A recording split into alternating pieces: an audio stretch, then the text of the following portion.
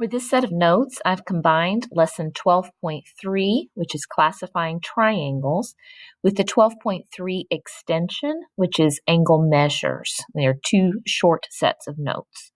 The key idea in classifying triangles is that there are two ways that we classify triangles. We do that using their angles, and we also do that using their sides.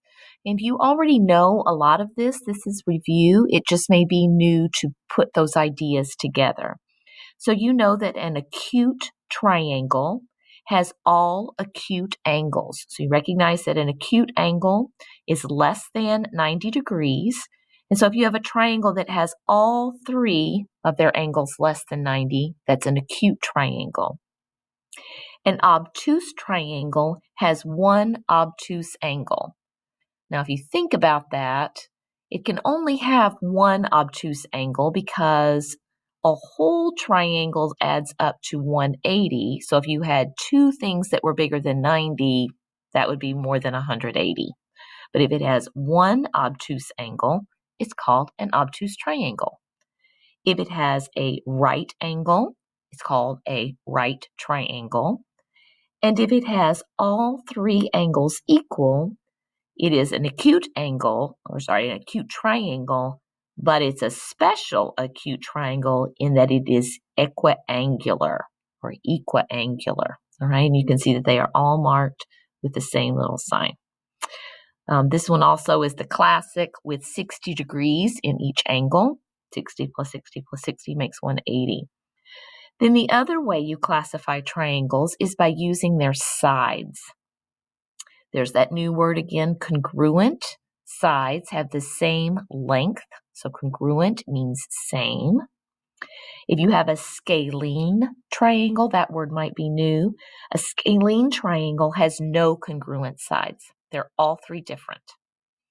Isosceles, you probably already know isosceles. It has at least two congruent sides. And you can tell they're congruent because they are marked the same way.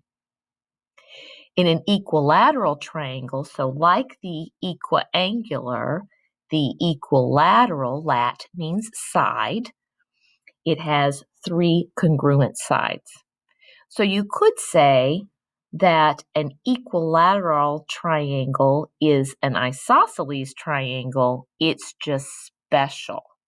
The same way a square is a special kind of rectangle. An equilateral triangle is a special kind of isosceles triangle. Interesting.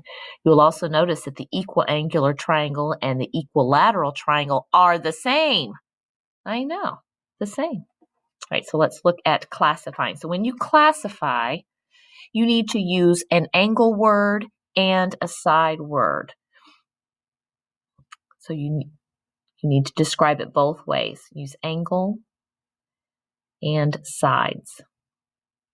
So when I look at A, I see that all three of my angles are different.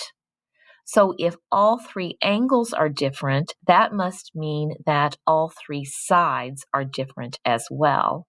So it is scalene, because nothing is the same. And I see that it has one obtuse angle, so it is obtuse scalene. And for whatever reason, we usually use the angle word comes first. Right?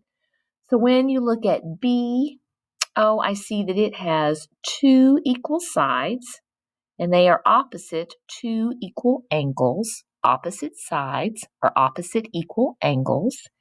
And since it has two, it must be isosceles. And its angles are all acute, so it is acute isosceles. The angle word first, all three acute angles, and isosceles. Could you have an obtuse isosceles? Why, yes, you could. You could have, if it looked like this and it had one big angle, and then the other two angles were the same, then it would be obtuse, but it would also be isosceles. Can you have a right isosceles? Yes, you can. And I bet you could even figure out how big each of those other acute angles would have to be. Right. Then you have 2 U-tries where you're doing the same thing. You need to use an angle word and a side word to describe each of those 2 angles. And that is all we're going to do from section 12.3. And then we get into 12.3 extension starts here, if you need to look at it in the book.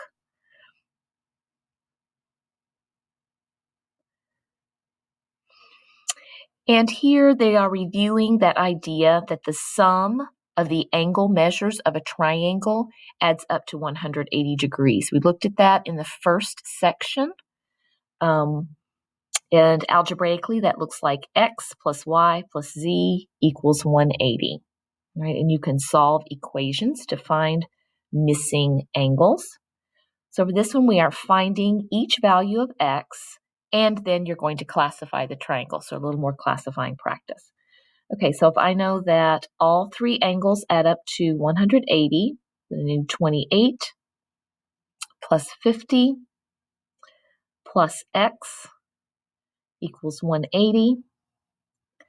I'm going to combine like terms first and say 78 plus x equals 180.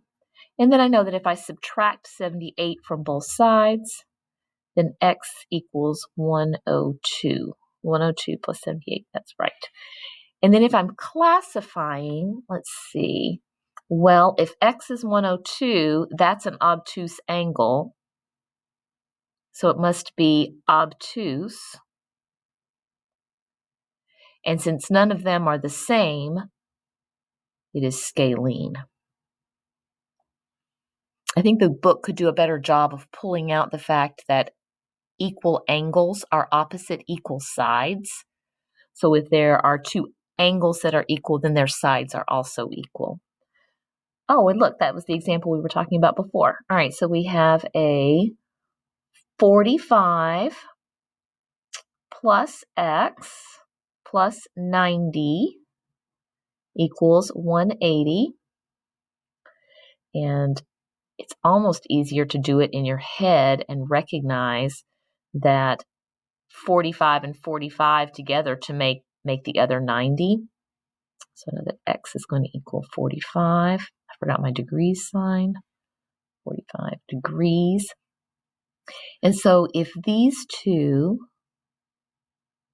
are both 45, then it must be a right. There's my angle word. And since 2 of them are the same, it is isosceles.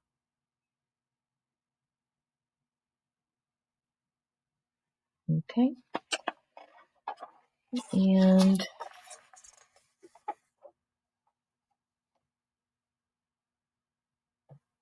then you have 3 pretty simple U-tries. And then the real life application isn't very real life either. It's just kind of silly. So we have this this flag, but this is a nice example problem. So I've got 2 x's. X plus x is 2x plus 128 equals 180. I need to subtract 128 from both sides. Remember that you have to do the addition or subtraction step before you do the multiply or divide step because you're doing reverse order of operations to undo the problem. You're working backwards.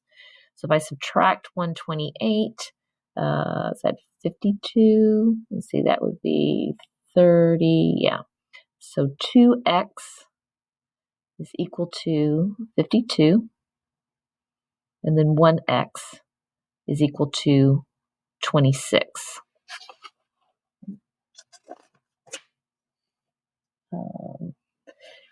And then it just says to find the value of x. So we know that those are 26 degrees.